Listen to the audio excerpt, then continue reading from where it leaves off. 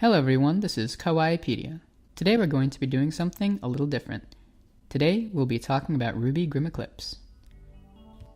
Now, I for one really enjoy the concept of RWBY.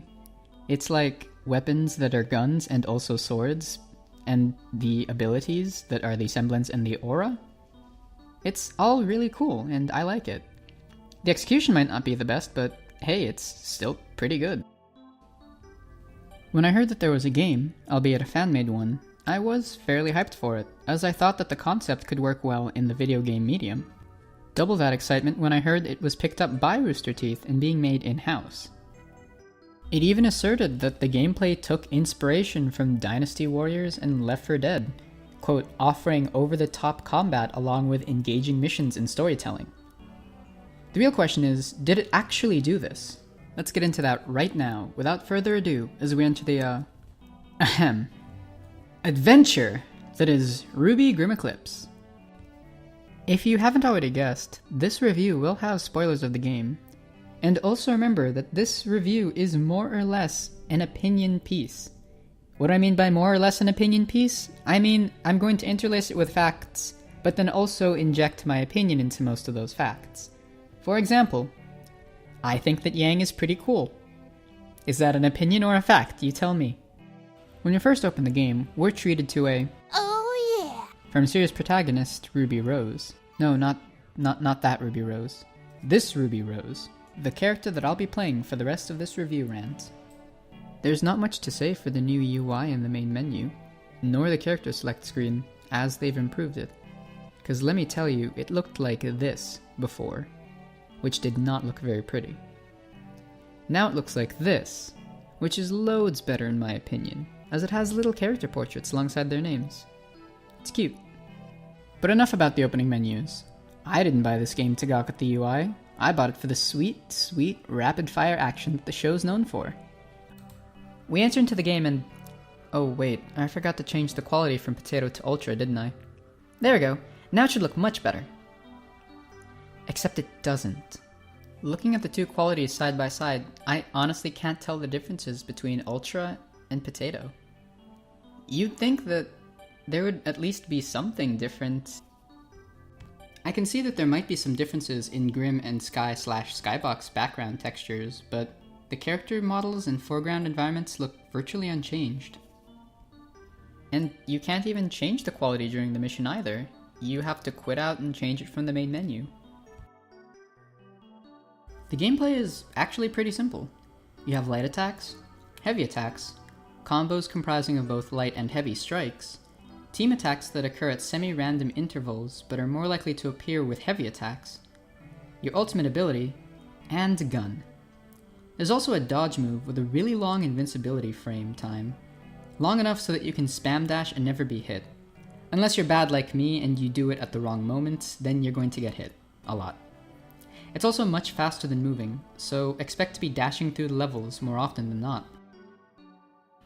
As for the level design, well, that's kind of lacking. It's basically running from point A to point B, battle some Grimm, repeat, with a few moments of looking around for extra XP in the form of XP balls and artifacts. Speaking of experience, you get it naturally by killing Grimm. Emphasis on kill. For some Grimm, you get assist points for when you help someone else kill it, and proccing team attacks gives extra XP for the one who set it up and the one who activated it.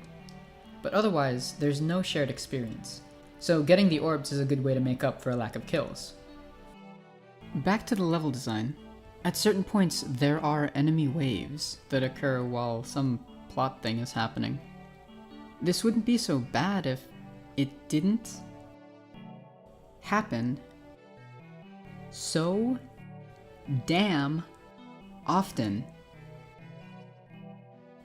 I mean, seriously, linear level design is fine, but throw in some variety every now and then.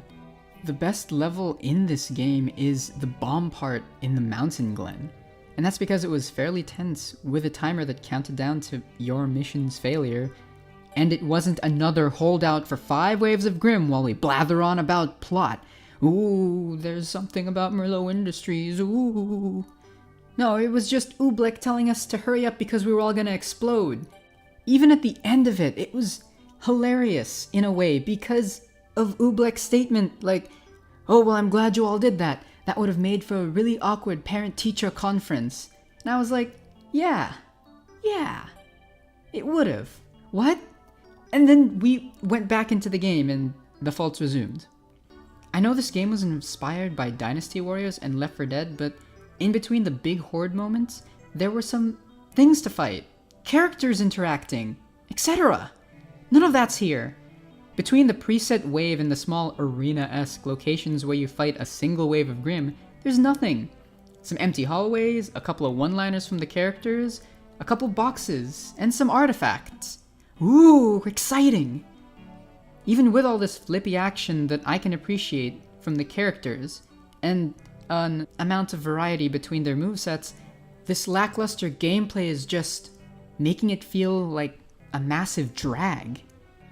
To add more salt to this pyre, the story seemed really rushed. When I first played through this game in the early access build with my friend, let's call her Wamu, the story build-up was fairly acceptable. You had some security problems on some systems, caused by mysterious boxes attached to them. You then find out that these were part of an old corporation called Merlot Industries, which fell around the time of the collapse of the mountain glen. You go to investigate, have some shenanigans, and end up stowing away on a ship heading to, obviously, the island of Dr. Merlot, which was fine. For the early access!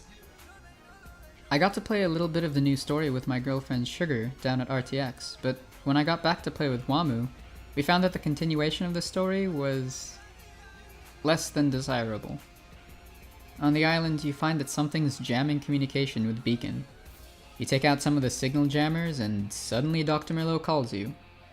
Cue some sexual tension between Ozpin and Merlot, and you go off to sabotage him. By sabotage, of course, I mean turning off some steam valves, breaking some stuff, and hacking a computer so Ozpin can get your coordinates. Before Ozpin can forward you the airship, Dr. Merlot tosses out his greatest creation, a mutant Deathstalker, which was promptly defeated after about a minute. Then the lab blows up and you and your team escape on the airship while Dr. Merlot runs away. You know, for another story, I guess. So what did I mean earlier by rushed? The story seemed really rushed. Yeah, that. I mean that Dr. Merlot was a really awful villain.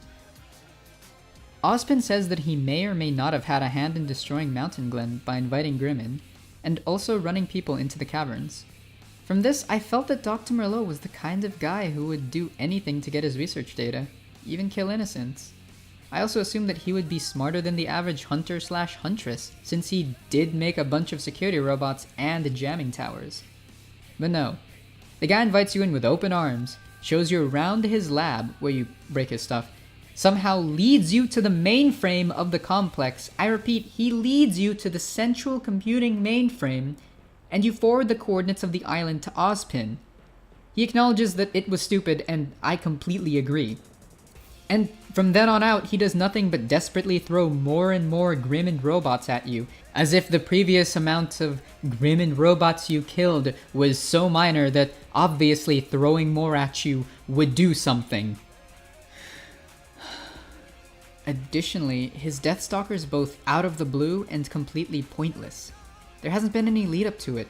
No distant sightings of Deathstalkers, no mentions at all of Deathstalkers being nearby. There's zero foreshadowing. It just appears out of nowhere. I guess I was supposed to be shocked, and Wamu and I were pretty shocked at first, but that shock turned to irritation in a matter of seconds. It was a really easy fight. All you have to do is heavy attack the Stinger after it does its little pee dance. And that's it! That's the end of the game! That's what some people will spend $25 on, for what I would say amounts to maybe 3 to 5 episodes of RWBY. Now, I managed to get this game during a Steam summer sale because it was only $10, which I would call a fair price for this game. But Wikipedia, why are you being so harsh on this game? It's not made by a AAA corporation, so of course it won't be as good as some of the other games. Can it, metaphorical viewer who is also me? The reason why I'm being so harsh and why I'm so mad at this game is because I really want to see it succeed.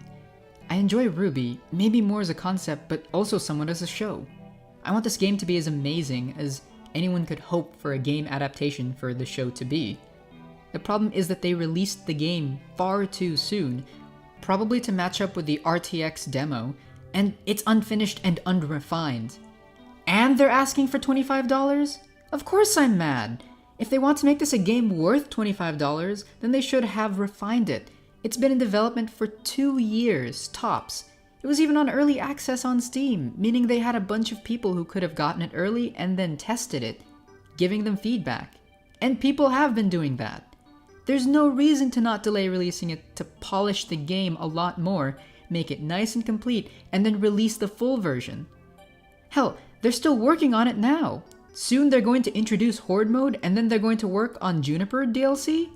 Horde Mode was supposed to be one of the things that came with the released version, but it's coming in as an afterthought.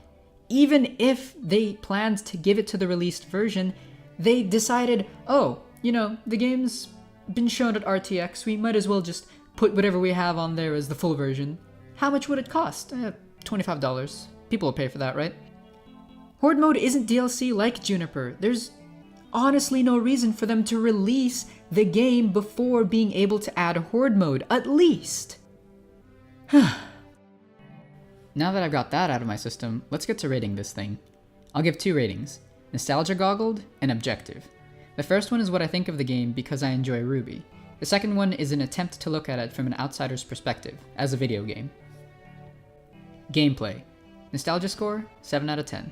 It can be pretty fluid at times, and chaining combos is alright, but the number of combos seems to be useless unless you're fighting with other players to kill a Grimm. Otherwise, you're probably going to be spamming the same combo over and over and over again. Objective score? 5 out of 10. No real way to learn the controls formally, you'll have to look at the controls menu, and even then they don't tell you how to execute anything. Team attacks? What are those? How do you counter? Who knows? All you need to know is that the team attack button is F and that the counter is U. Story. Nostalgia score? 6 out of 10. You made an arc that came and went far too quickly. I love the RWBY crew and the professors at Beacon, but in this game they're so bland. Objective score. 3 out of 10. What is any of this? Why should I care about anything that's happening? Is this a game only for the fans of RWBY? What's the point of getting this if I don't watch or enjoy RWBY? Overall enjoyment. Nostalgia? 6.75 out of 10. I liked controlling Team RWBY and doing cool attacks and mowing down Grimm. I just wish the story wasn't so short and rushed and that the characters interacted more. Objective. 4 out of 10. If you're not a fan of RWBY, this game isn't for you. If you want to get into RWBY, this game isn't for you. It's not worth $25 at all. At best, it's a mediocre hack and slash. If you've managed to stand my whining, then thanks for watching. Don't worry, I'll get back to making terrible playthroughs of video games soon, including the full version of me going through RWBY Grimm Eclipse. So until then, have a good one. Bye!